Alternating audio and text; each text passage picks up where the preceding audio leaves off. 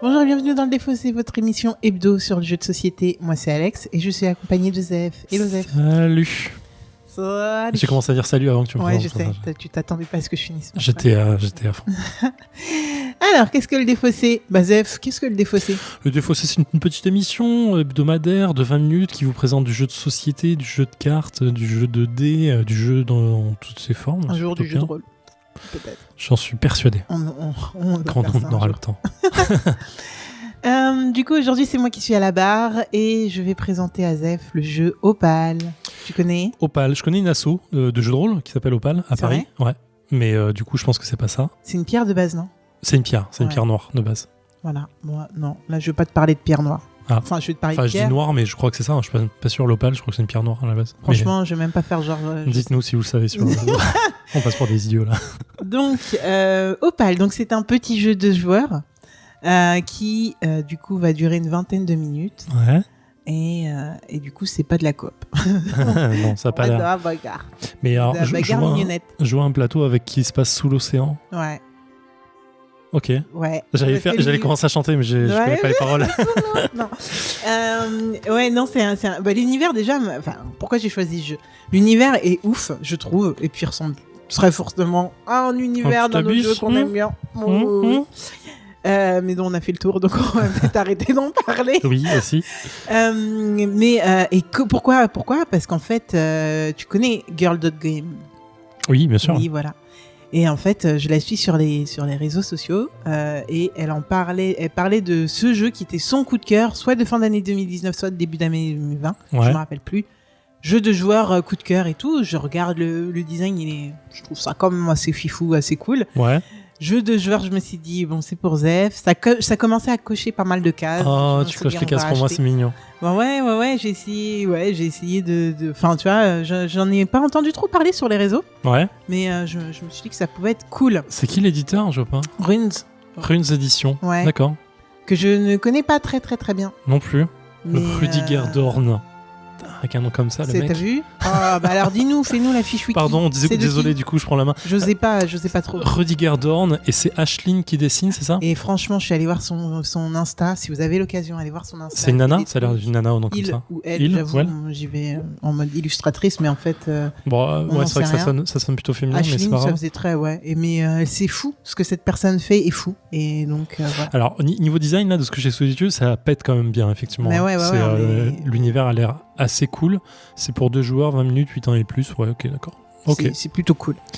Donc, dans ce jeu de joueurs, qu'est-ce qui se passe ? Eh ben, on est dans un royaume qui s'appelle le royaume d'Altea. Ouais. Ça me fait bugger parce qu'il y a un mec qui présente du Overwatch sur qui s'appelle Altea.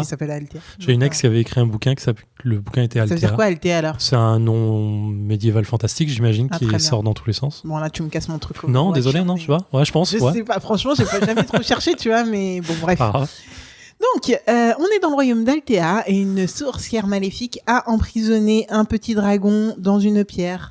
Donc, à partir du moment où le grand dragon protecteur d'Altea est emprisonné, c'est le Sbeul dans le royaume. Toutes les autres petites créatures sombres se rebellent, c'est le Sbeul, comme je disais. Et nous, on est des disciples du gros dragon et on va essayer de libérer le dragon tout en maintenant l'équilibre dans le royaume. Donc, voilà, est-ce que dans l'histoire du jeu sur le petit dépliant, il y a marqué le Sbeul ou pas ? Franchement, ce serait trop marrant. C'est le Sbeul dans le royaume. Et en plus, cette expression que j'ai pas entendue depuis les années 90. Ouais, je sais pas, je crois que je l'ai entendue. Je l'ai entendue que chez toi. C'est que toi qui me l'as dit celle-là, je pense. Mais j'aime bien, je comprends complètement ce que ça veut dire, c'est marrant. Donc, comment ça va ? Le jeu va se dérouler. On va chacun avoir notre petite pile de cartes. Donc, l'un va avoir les bleus clairs et l'autre les bleus foncés. Ouais. C'est bien parce que juste après ce terrain, on continue dans les trucs très très colorés, tu vois. Oui, c'est vrai, on reste dans le ton, c'est cool. Dans le ton de couleur en plus, c'est bien. Et donc, on va avoir un petit plateau, franchement tout mignonnet, qui va représenter différentes parties de ce royaume. Ouais. Et donc, quand on va jouer à chaque fois, on va prendre chacun 5 cartes en main. Ouais. Et à chaque fois, on pourra jouer que les cartes, soit une carte, soit plusieurs cartes qui représentent le même endroit. Donc en fait, quand je dis endroit, c'est plutôt des personnages qu'on doit vaincre, ou alors le dragon de pierre qui est aussi représenté sur notre map, mais voilà. Cependant, on ne va pouvoir mettre les cartes sur le plateau on va pouvoir les mettre de 2 manières différentes, et ça va impacter des actions. Alors, soit on a sur le plateau des silhouettes simples, c'est-à-dire une seule silhouette de carte, et donc on peut en poser une à plusieurs, comme je le disais. Ouais. Soit il va y avoir un nombre prédéfini de cartes que l'on peut poser, c'est-à-dire 3 silhouettes égale 3 cartes maximum que l'on peut poser. D'accord. Et à la 3e mise, soit la personne met directement les 3, donc ça actionne directement une action, soit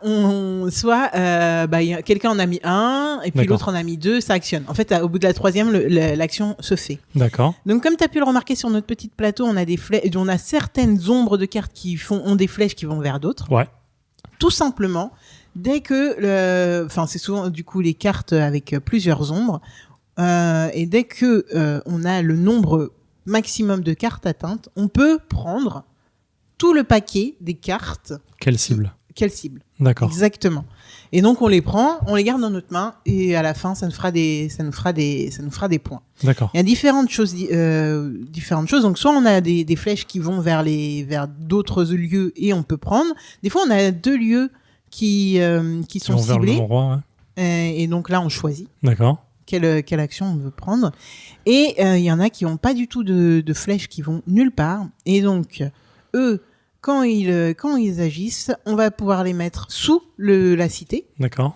Et donc, pour 2 d'entre elles, on met sous la cité, et pour une d'entre elles, on récupère tout ce qui a été mis sous la cité. D'accord. Pour la cité, on récupère ce qui a été mis en dessous d'elle, et pour les 2 autres, on les met en dessous. D'accord. Exactement. Ok.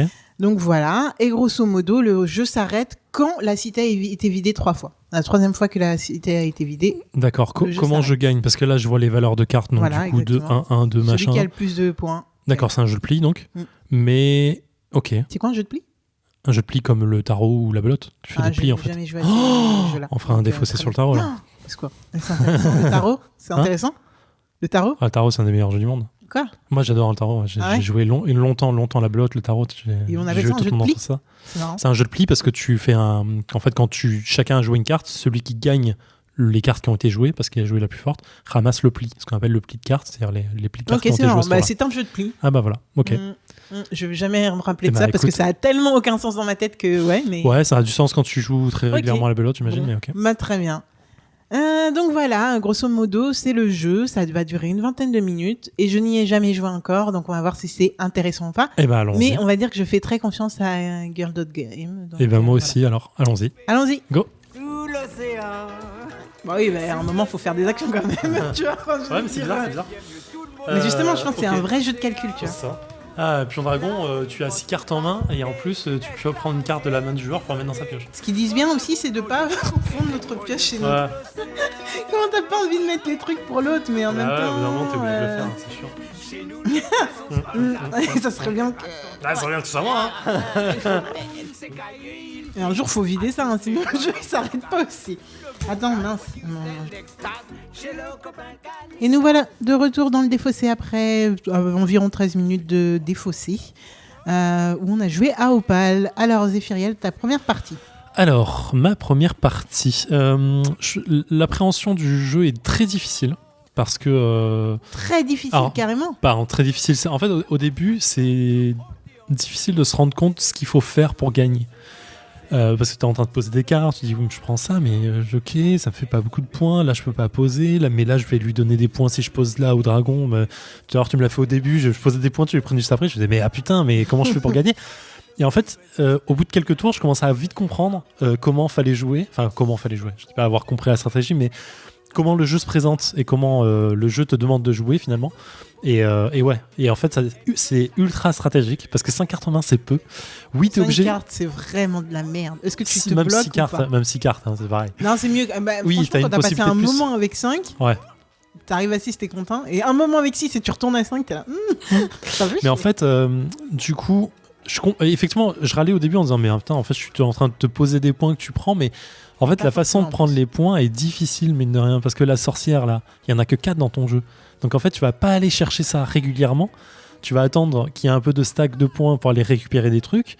Pareil pour toutes les cartes en fait. Genre, le dragon, le maire dragon qui arrive là sur la gauche de l'écran, du plateau, pardon.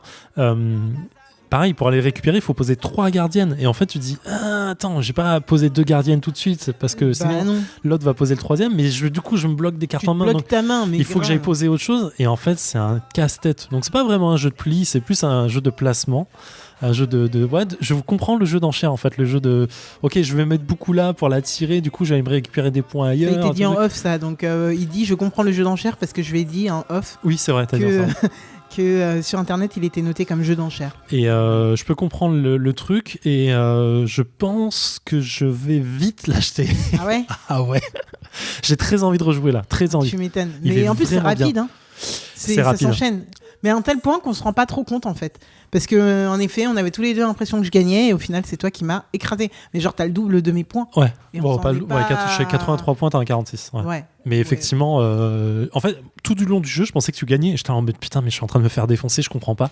J'arrive pas à prendre 2 points. Et en fait, si, j'en prenais sans faire attention à ce que tu faisais en fait.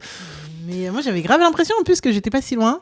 Je m'étais rendu compte que j'avais pas du tout de cartes à 4 points. Ouais, j'ai récupéré quelques-unes à la fin, mais ouais, effectivement. Mais à un moment, je récupérais plus rien. J'arrivais pas. Donc ouais, à un moment, je me rends compte, j'ai vidé le plateau une fois. Tu jouais, je vidais, je vidais. Et après, je me suis dit, ouais, mais attends, en fait, elle a vachement de cartes quand même. Je voyais tes plis, je me dis, putain, mais elle a vachement de trucs. Parce que j'en récupérais beaucoup. En fait, j'ai vidé la cité à chaque fois. Ouais, effectivement. T'as vidé la cité 2 fois, une fois. On l'a vidé 2 fois, je l'ai vidé la première fois. Non, c'est moi qui l'ai vidé la première fois. Non, c'est moi. T'avais posé 2 cartes et j'ai... Ah non, t'as vidé 2 fois. Non, c'est moi qui l'ai vidé 2 fois.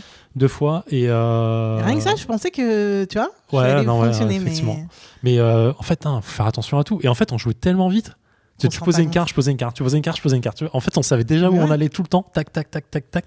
Bah, ça dépendait aussi quand même de ce que tu pioches. Et là, tu fais quand tu poses 3 cartes d'un coup, tu t'en pioches 3, tu commences à réfléchir. Mais quand tu poses une par une, tu vas vite en fait. Et le jeu, du coup, il est ultra dynamique, c'est super agréable. Bon, l'univers, il est beau visuellement, mais j'étais pas dedans. Moi, je voyais juste des points en disant, OK, il faut que je récupère ce tas-là, Mais franchement, ouais, très bon jeu. Hein. Ouais. Simpliste. Mais putain, profond quand tu commences à poser quoi. Alors je vais donner mon avis aussi parce que c'était mine de rien, c'était ma première partie. Bah écoute, le design ne ment pas, il m'a amené dans un univers où j'avais envie d'aller et la mécanique de jeu, j'ai kiffé. Et puis ce que je kiffe surtout, c'est qu'un jeu aussi simple dure aussi peu de temps et soit aussi pas retors, mais quand même. Ah, quand même, hein. Tu te poses la question de savoir quand tu vas. Ah ouais. Je pense que c'est la rejouabilité et sur les variantes. Ouais, elle est pas folle sur le jeu de base. Ouais. Je pense qu'au bout de 5-6 parties, t'as compris comment tu faisais, mais c'est pour ça qu'ils ont mis des variantes. T'as 2 petites variantes qu'on n'a pas. Non, je les ai pas évoquées parce que de toute façon, dans une première partie, pour nous deux, ça servait à rien. Mais concrètement, tu as des coquillages que tu peux actionner une fois. Par manche, donc chaque coquillage chacun qui te donne des choses du genre je peux rejouer tout de suite, je peux jouer 2 cartes. Ouais, tu peux défausser des cartes pour en piocher autant. Comme ça. La première variante qui est une prémonition qui permet d'en garder 3 sous la main. D'avoir un tampon de 3 cartes si tu veux plutôt que piocher en fait. Ouais. C'est pas mal. C'est plutôt cool. Ouais, franchement, ça veut dire que tu peux mettre de côté déjà les cartes qui te font chier. Ouais. Qui te font chier ou celles que tu veux mettre de côté pour aller choper directement les points ou des trucs comme ça. C'est ça qui te fait chier. Enfin, c'est quand tu stockes pour pas pouvoir pas donner à l'autre trop tôt. Ouais, ça me fait penser à la mécanique de bibliothèque dans Keyforge, j'aime bien. Et non, mais c'est bien, c'est très bien ça. Non, le jeu est cool, petite boîte, tellement jolie. Enfin, je pense que Runes. Puis mine de rien, il était sur Philibert, il était en rupture. Ouais. Ludifolie, il était en rupture, une boutique à Vincennes. Je sais pas si ça vous intéresse les gars, mais voilà, aussi, quand même. Ils vendent en ligne aussi. Et ouais, je sais plus. Si, Ludifolie vend en ligne aussi. Par contre, Magic Bazar, j'y suis allé. Je fais, par contre, vous avez pas Opal, hein. Ils font, ah bah si, là, on en a plein. Cool. On y va. Parce que là, on est sur le jeu, on est à combien? On me dit une vingtaine d'euros. Ouais, une vingtaine d'euros. Je sais plus exactement, mais ouais. Je suis en train de regarder en même temps qu'on parle. Non, c'est vraiment une vingtaine d'euros, je crois. Et voilà, petit et efficace. Donc voilà, ce petit jeu de Rudiger Dorn. Magnifiquement illustré par Ashlyn. Suivez-la sur Insta si ça vous intéresse. Donc c'est un petit jeu pour 8 ans et plus, d'une vingtaine de minutes, et par Runes Edition. qui est un éditeur français, tu vois, du coup. Ah, mais là, franchement, félicitations, parce que c'est très bien. Très bien. Très beau jeu. Le matos, c'est pas fou, tu vois, en termes de quantité, mais en fait, il suffit. Non, mais ça suffit, en fait. Les cartes sont pas d'une facture de ouf, mais c'est peur que ça s'utilise très vite. Enfin, ça s'épuise très vite. Faut sliver tout ça. Hein. Ça se livre, hein. Faut se liver. Mais ouais, non, très bien. Vraiment, bonne petite découverte, là. C'est sur ma liste d'achat direct. Exactement, mais ça me fait plaisir, écoute, Zéphiriel, donc très bien. Voilà.